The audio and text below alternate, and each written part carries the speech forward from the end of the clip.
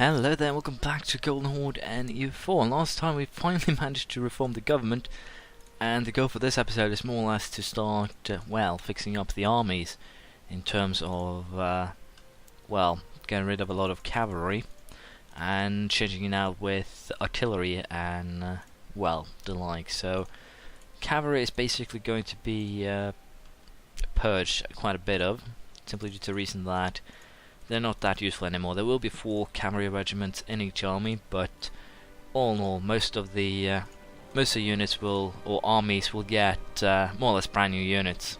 That's the plan, at least. So we'll see how this goes. It's going to be a little bit weird, no matter how we look at it. But all in all, I think it will be useful. It's probably going to take a couple of years, of course, to do this change. But all in all, I am hoping that we'll go by without too much fuss here. We'll just have to wait and see. The problem with these 2 armies is that they're really going to take a while to actually get up and running. Much thanks to the amazing amount of time it's going to train the units. But other than that, of course, we should be fine. So I'll just do this with more or less every single one of my armies, and once I've done that, or anything else interesting happens, I'll get back to you. We'll see how things go. Well, this is interesting news. Muscovy has actually decided to leave the military coalition, which opens up some potential attack plays on the Marcan. Has still not been caught, but as you can see, the process of renewing the army is going along nicely. I'm currently doing the western side first, and then we'll do the eastern later. But it's definitely tempting now to actually prepare an army to dispatch into, the Muscovite lands, because they will be mostly cheap to take. That's the fact of the matter. I'm also tempted to actually annex Xiaochun, again, just to get an extra room for the Oirids, potentially. But of course, in question aren't really that many, that it would be a horribly problematic thing to just go for Muscovy. Muscovy will be joining coalition again for sure, but they're not really that dangerous of an opponent that I think they will be. Too much to handle. The positive thing, of course, with them leaving the coalition is that it's just Vinagia and the Timurids, which basically is something that I can handle most likely. And I might consider just using this to my advantage and slaughtering them once and for all. But we'll see. There's a lot of things here that needs to be considered. The French are at least getting closer to considering at least an alliance with me, so that is that's at least good. But for the time being, we'll just keep on refreshing our armies, and hopefully we'll be ready for battle soon. The expense, of course, also have to go up, thanks to the fact that we're now over our force limits. They were pretty damn high, but they've gone down in the recent times. So I might have to get rid of one of my armies, just to get myself into a more decent state here with the force limits. But let's face it, I already have a fair amount of troops in the area. Yemen is definitely already a target still. And with that said, what I think we might have to do here is just, as I said, get rid of this, for instance, and just place another army here. Or basically unite these armies to create a better one. Basically take 4,000 of these men along with a cannon and drag them over there. And then just get rid of this, because it's basically not something I will be using. We'll also have to get rid of some horses here. But you get the idea. The armies are going to be westernized per se, pre-westernization. I believe I can have up to 80% cavalry, but even so, it's kind of a awkward spot. Well, I guess Hamadan can be accepted as a heretic province for now. It's not a horrible problem. It can be solved pretty damn easily if you consider things. So again, it's something that can be handled with relative ease. But for now, I'll just keep on fixing the armies here. Apparently I trained one regiment too many here. We'll march that over to the other side of the continent per se. But I'll consider who we want to attack, if we want to attack any, or if we just go for, as I said, westernizing ourselves. Arcana is kind of slow in creating cores, so I might have to go for coring these 3 provinces myself, and using that as basically my stepping stone here.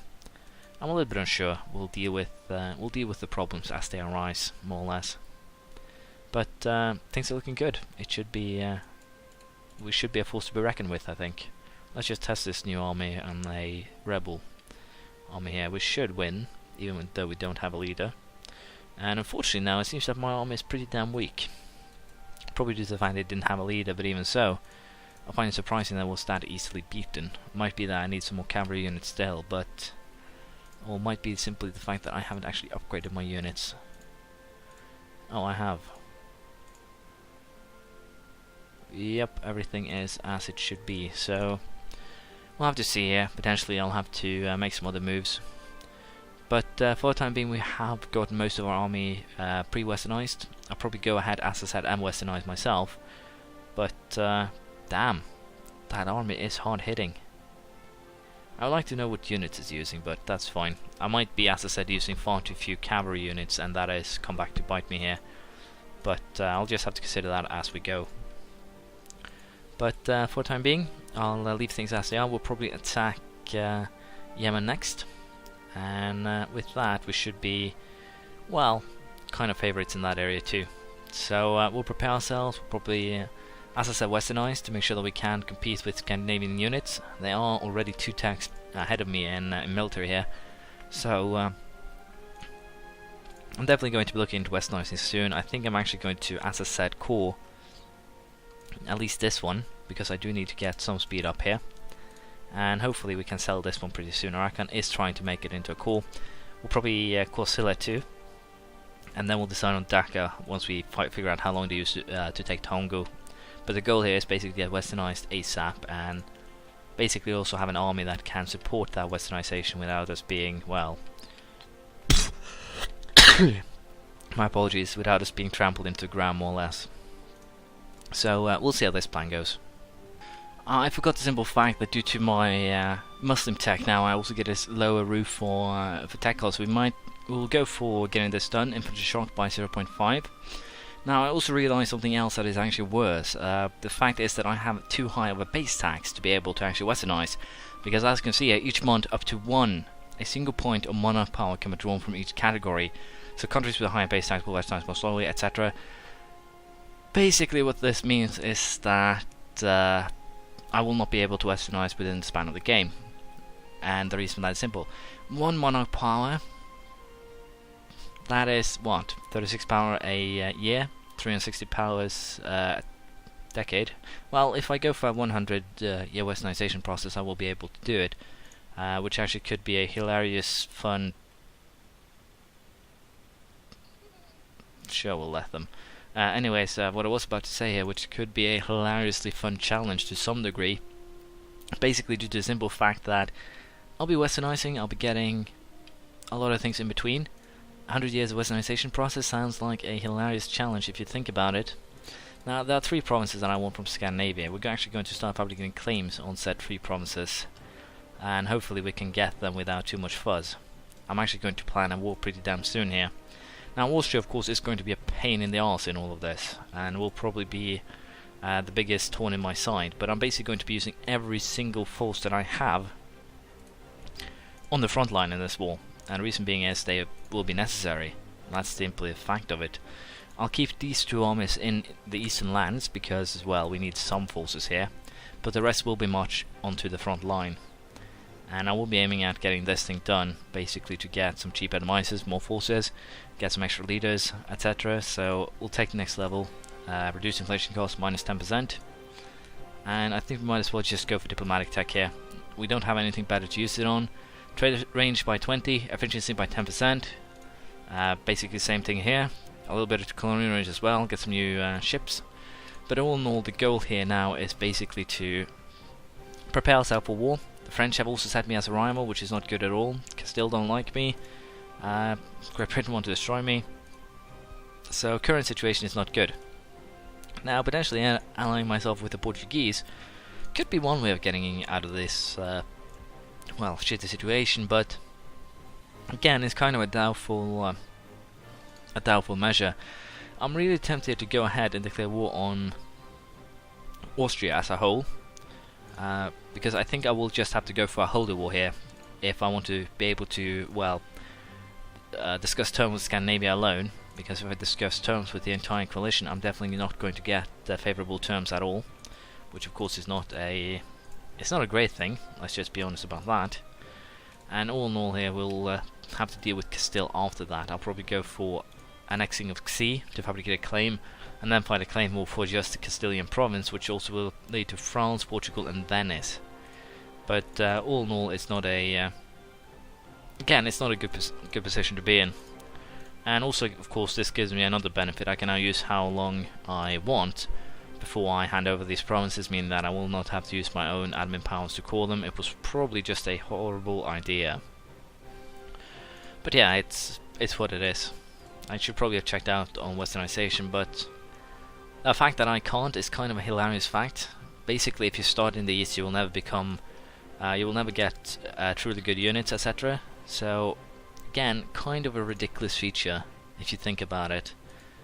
A really good monarch like the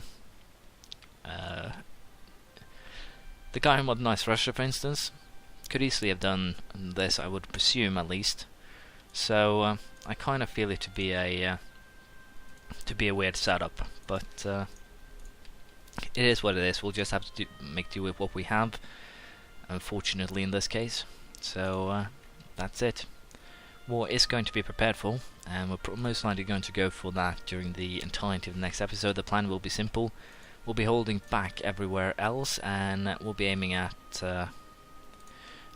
crushing them rather easily. I'm also really tempted here to just wait things out and basically have an army for a one-unit army or declare war in this area, which I can use these guys for. I'm pretty sure that these guys can actually take the Castilian province if I try, so that it could be beneficial. But I should probably have used the points rather to annex these guys than waiting, than attacking, more or less. But we'll get everyone in position, and then we'll declare war on Scandinavia. Military-wise, we have the Austrians here with 78,000 men. Scandinavia has 45, so I should be able to win this by basically dragging things out. I do get 3,500 men a month, so hopefully here I can get a beneficial result in this war.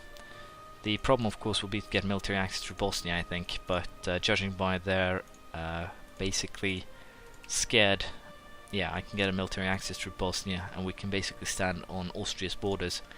Now, if Austria becomes world leader, I don't really want to smash them too hard, or do I? Okay, we're going to go with a really risky maneuver here. We're going to basically go for a blitzkrieg, if you can call it that. The goal here will basically be to take Wien ASAP, bring up Austrian war exhaustion. So we'll see if this plan is actually a valid one or not, but I would presume that it could be useful, it could be horrible. But right now I don't see any better options. What the goal will be now is basically to take control over the areas, basically still. I'm a little bit unsure if I can get into war with them any other way, but any other way is probably going to get me killed. Properly killed, so I think we're just going to go for the annexation of Xi, and then take Castile. Unfortunately, we can't actually just declare war on Japan, take Ryukyu for instance, or Okinawa.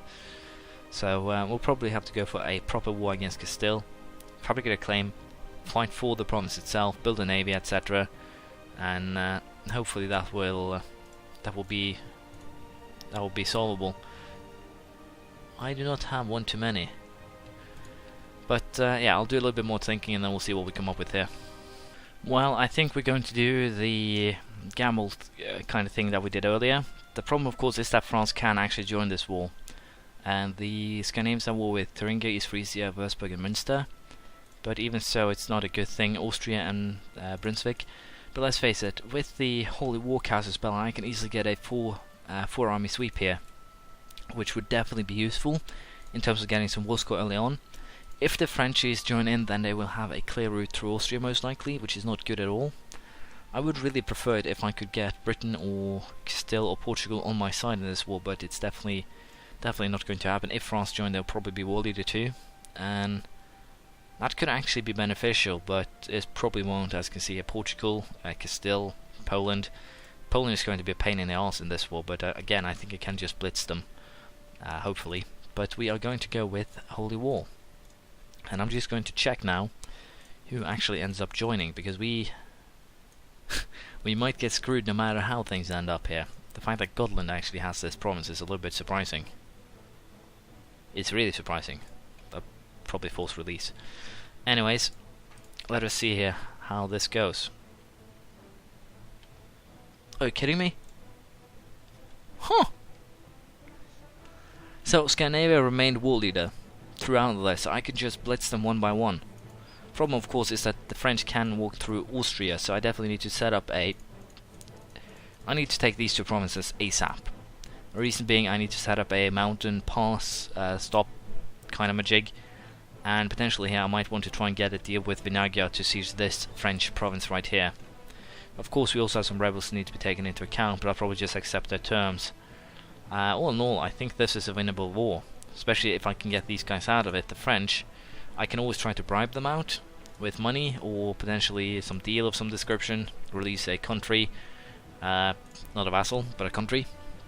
We'll see next time. Thank you for watching. Please have a comment, praise, criticism, anything you feel like, and we'll be fighting this war slowly and hopefully safely next episode. I'll see you then. Bye.